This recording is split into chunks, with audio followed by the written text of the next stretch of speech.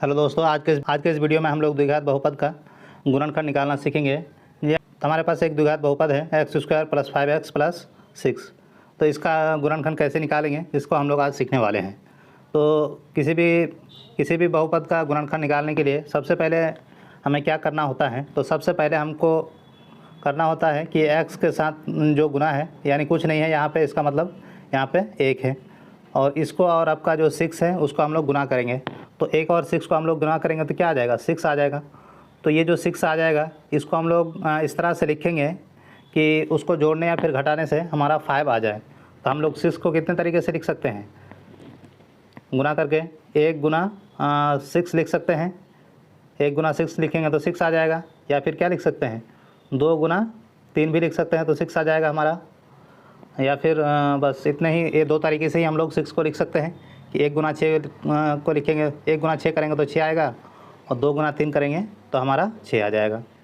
अब हम लोग देखेंगे कि ये जो हमारा दो तरीका आया है 6 लिखने का, तो इन दोनों में से किस में या तो हम लोग जोड़ेंगे या फिर घटाएंगे तो हमारा 5 आ जाएगा, यानी कि 5 आ जाएगा।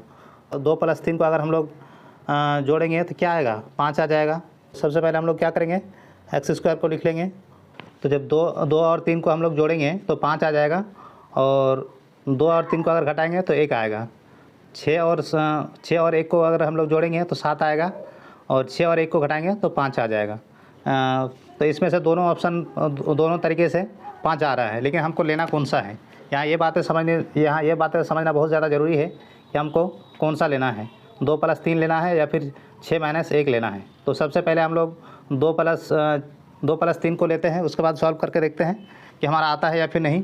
उसके बाद हम लोग देखेंगे 6 - 1, उसमें भी 5 आता है तो हमारा वो आता है कि नहीं। तो चलिए हम लोग देखते हैं x² और 2 + 3 x और +6।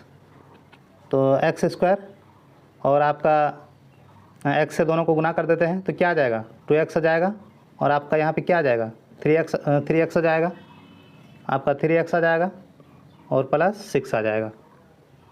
उसके बाद हम लोग देखें तो हमारा क्या आया था, x² + 2x और +3x और आपका +6।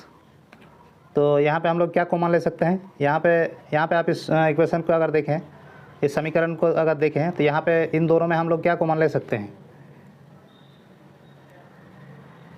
इन दोनों में हम लोग क्या कॉमन ले सकते हैं। अगर हम लोग x कॉमन ले लें तो यहाँ 2x है, यहाँ 1x है, तो x कॉमन आ जाएगा। तो अगर हम लोग x को कॉमन ले लेंगे तो यहाँ पे क्या बच जाएगा, 1x बच जाएगा, और यहाँ पे आपका क्या बचेगा, 2 बचेगा। उसी तरह से अगर यहाँ पे देखें तो यहाँ पे 3x है और यहाँ पे 6 है। तो यहाँ पे अगर हम लोग 3 को कॉमन ले लेंगे तो क्या आ जाएगा, यहाँ पे x बचेगा, और यहाँ पे क्या हो जाएगा, आपका 2 हो जाएगा, यानी 3 दूना 6 हो जाएगा। तो अब यहाँ पे देखिए, अब इन दो टर्म को देखिए, इसमें आप क्या कॉमन दिख रहा है आपको, x + 2, यहाँ पे भी आपका x + 2।